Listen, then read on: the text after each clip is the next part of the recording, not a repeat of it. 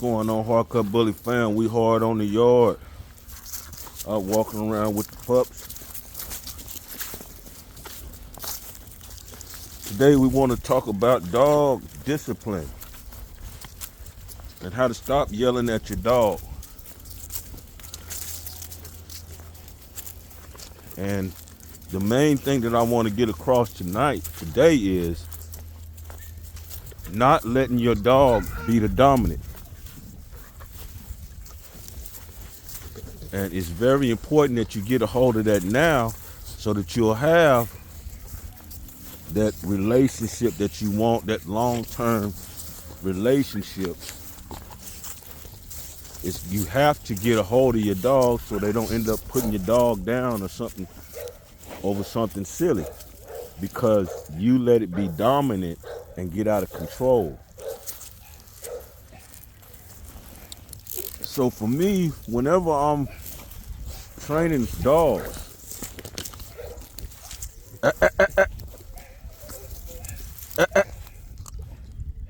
stop. Whenever I'm training dogs, I train the dogs as if we're in the store, not as if we're in the parking lot. And what I mean by that is if I gotta yell and scream to get the dog's attention in the parking lot, then I'm gonna have to yell and scream to get their attention in the store. So you have to train your dog that you mean what you mean no matter how much you're yelling. And you have to get control of that dog and not be disciplined. But the first way that you can stop yelling at your dog so much is stop giving your dog an opportunity to disappoint you.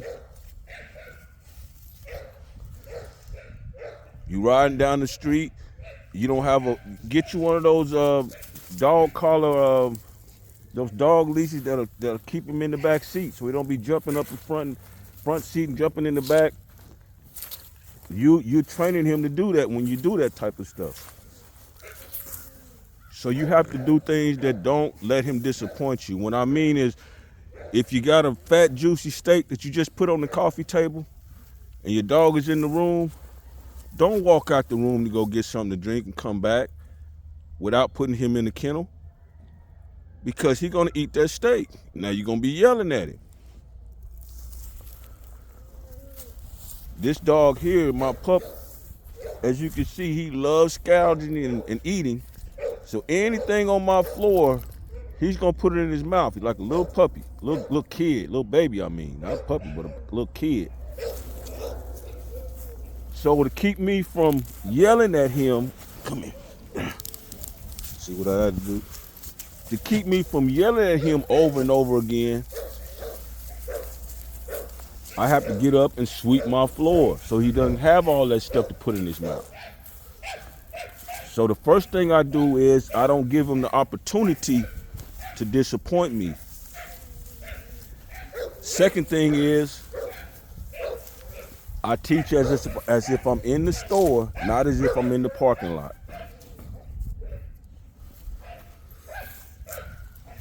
So my no means no, regardless of how much I'm yelling. So train your dog to stop on a command that's not yelling. Because if you train it to only pay attention to you when you yelling and screaming, that's what you're gonna have to do when you get in public.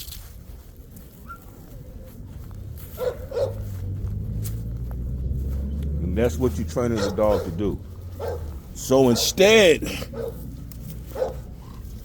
of yelling and screaming at your dog, the first thing you can do is put it on a shorter leash. Take away a bunch of those opportunities for it to disappoint you. Don't go out in public unless it has a leash. Don't put it in the car without a leash. When you're sitting in your room, keep him on the leash for a while. As he gets older, as the weeks, months go by, you give him more and more space. But he doesn't have the space of a 10-year-old dog yet. of a 6-year-old dog yet. He has to earn that. So if your dog is wild and you just yelling at him here, there all day long, cut out the opportunities for him to disappoint you. Now let me give you a little bit more information. The average dog sleeps 15 to 16 hours out of the day.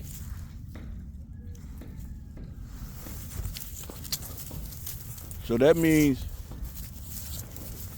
when we ain't out here running around, he gonna be laying in there asleep. If he gets out of hand, I'm gonna put him in the kennel for a second. If I go out of the room to do something else, I'm gonna put him in the kennel. And I'm not gonna give him the whole house. I'm gonna give him a certain room. And that's his area.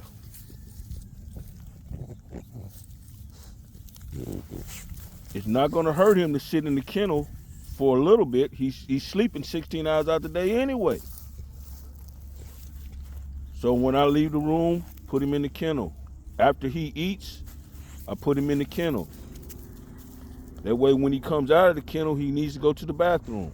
And I let him go to the bathroom. So I train him on the bathroom by putting him in the kennel.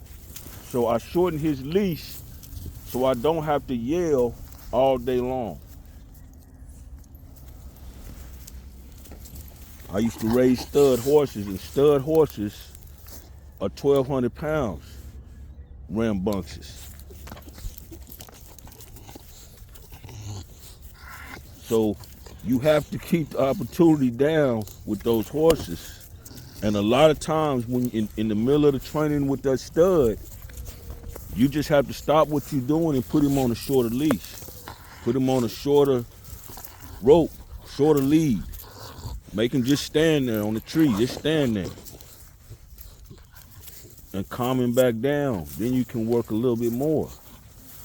And it's the same with a rambunctious dog. And if you think that's cruel, it's not as cruel as having to put your dog down because you couldn't control it in front of a bunch of kids. That's cruel. So to keep from doing that, get control of your dogs now. And if you're having to yell and scream at your dog in public, you don't have control of your dog. So the first thing to do is you're gonna have to set some boundaries for that dog. Now, for instance, he's doing all of this whole time and y'all are looking at it and thinking one thing, but if I let him just run loose, he's gonna be biting and chewing on everything out here, making me run and stop, say, quit doing that, quit doing that. The whole time he's not gonna be doing nothing but getting yelled at. So now I gave him something to do. And he's with me. And he's getting his exercise. And he's building a better bond with me. So all of that's good. Shorten your leash up. Use your kennels. They have back seat covers that are designed that your dog won't be able to stick his head to the front. He's got a little net there. I've got several of those on my shops. So there's all type of things that you can do that'll keep your dog out of trouble so you don't have to yell at him. Clean your house up, sweep the floor, give him an area that he don't have a bunch of stuff that he can tear up. Don't leave rolls of tissue laying around. They're gonna tear the roll of tissue up. But you have to let him know that you're in charge. And if you let him do a bunch of wild stuff during the day, they don't know that you're in charge. And they become the dominant. And that's dangerous for any breed. Don't put yourself in a non-dominant position. All right, stop. All right, sit, sit, sit, sit, sit.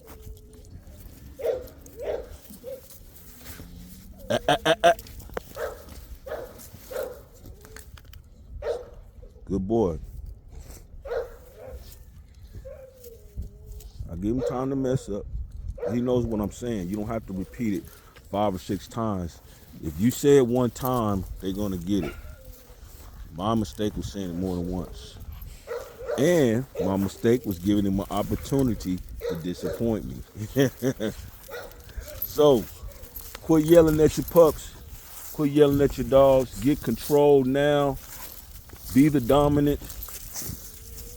Shorten the leash. Shorten the privileges until you get total control so that you can keep a long, healthy relationship with your dog.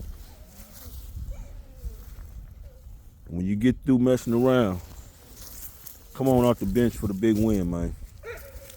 And get you something hard cut. It's on.